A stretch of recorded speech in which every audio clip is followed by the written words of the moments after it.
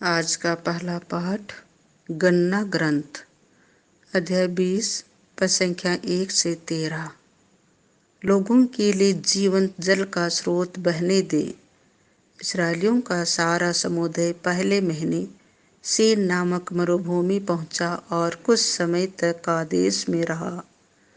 वहां मिरियम की मृत्यु हुई और वह दफनाई गई।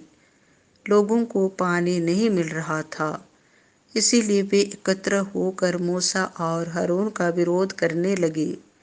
उन्होंने यह कहते हुए मूसा से शिकायत की, ओ यदि हम अपने भाई बंधुओं के साथ ही प्रभु के हाथ मर गए होते, क्या आप इसीलिए प्रभु का समुदाय इस मरुभूमि में ले आए कि हम और हमारे पशु यहाँ मर जाएं?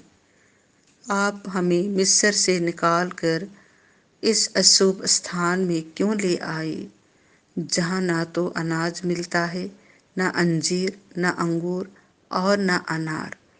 यहाँ तो पीने का पानी तक नहीं मिलता। मूसा और हारून सभा को छोड़कर दर्शन कक्ष के द्वार पर आए। वे मुंह के बल गिर पड़े और प्रभु की महिमा उन्हें दिखाई दी। प्रभु ने मूसा से यह कहा, डंडा ले लो और अपने भाई हारून के साथ समुदाय को एकत्र करो। तुम लोगों के सामने चट्टान को यह आदेश दोगे, हमें अपना पानी दो। इस प्रकार तुम चट्टान में से पानी निकालोगे और तुम लोगों और पशुओं को पीने के लिए पानी दो। मूसा ने तंबू से डंडा ले लिया और जैसा कि प्रभु ने उसे आदेश दिया था, मूसा और हारून ने चट्टान के सामने लोगों को एकत्र किया और उनसे कहा, हे विद्रोहियों, सुनो, क्या हम तुम लोगों के लिए इस चट्टान में से पानी निकालें? मूसा ने हाथ उठाकर 2 बार चट्टान पर डंडा मारा और चट्टान में से पानी की धारा फूट निकली। इस प्रकार लोगों और पशुओं को पीने के लिए पानी मिला। इसके बाद प्रभु ने मूसा और हारून से कहा, तुमने मुझ में विश्वास नहीं किया और इस्राएलियों की दृष्टि में मेरी पवित्रता को बनाए नहीं रखा, इसीलिए तुम इस समुदाय को उस देश नहीं पहुंचाओगे जिसे मैं उन्हें दे दूंगा। यह मरीबा का पानी है, जहां इस्राएलियों ने प्रभु की शिकायत की और प्रभु ने उनके सामने अपनी पवित्रता प्रकट की। यह प्रभु की वाणी है।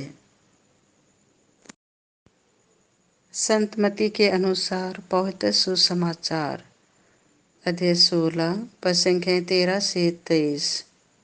तुम पेतरुस हो, मैं तुम्हें स्वर्ग राज्य की कुंजियां प्रदान करूंगा।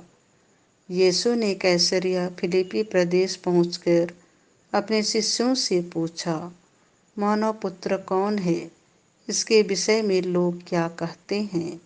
उन्होंने उत्तर दिया, कुछ लोग कहते हैं यूहन्ना बपतिस्ता, कुछ लोग कहते हैं इलियस और कुछ लोग कहते हैं यिर्मयाह अथवा नबियों में से कोई।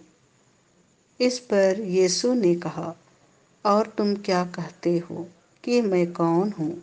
सिमोन पेतरुस ने उत्तर दिया, आप मसीह हैं, आप जीवंत ईश्वर के पुत्र हैं। इस पर यीशु ने उससे कहा, सिमोन योनस के पुत्र, तुम धन्य हो, क्योंकि किसी निरे मनुष्य ने नहीं बल्कि मेरे स्वर्गीय पिता ने तुम पर यह प्रकट किया है। मैं तुमसे कहता हूँ कि तुम पेतरुस अर्थात चट्टान हो, और इस चट्टान पर मैं अपनी कलीसिया बनाऊंगा और अधोलोक के फाटक इसके सामने टिक नहीं पाएंगे। मैं तुम्हें स्वर्ग राज्य की कुंजियां प्रदान करूंगा। तुम पृथ्वी पर जिसका निषेध करोगे, स्वर्ग में भी उसका निषेध रहेगा, और पृथ्वी पर जिसकी अनुमति दोगे, स्वर्ग में भी उसकी अनुमति रहेगी। इसके बाद यीशु ने अपने शिष्यों को कड़ी चेतावनी दी कि तुम लोग किसी को भी यह नहीं बताओ कि मैं मसीह हूँ। उस समय से यीशु अपने शिष्यों को यह समझाने लगे कि मुझे यरूशलेम जाना होगा, नेताओं, महायाजकों और शास्त्रियों की ओर से बहुत दुख उठाना, मार डाला जाना और तीसरे दिन जी उठना होगा। पेतरुस यीशु को अलग ले गया और उन्हें यह कहकर समझाने लगा, ईश्वर ऐसा न करे, प्रभु, यह आप पर कभी नहीं बीतेगी। इस पर यीशु ने मुड़कर पेतरुस से कहा, हट जाओ शैतान, तुम मेरे रास्ते में बाधा बन रहे हो। तुम ईश्वर की बातें नहीं बल्कि मनुष्यों की बातें सोचते हो। यह प्रभु का सुसमाचार है।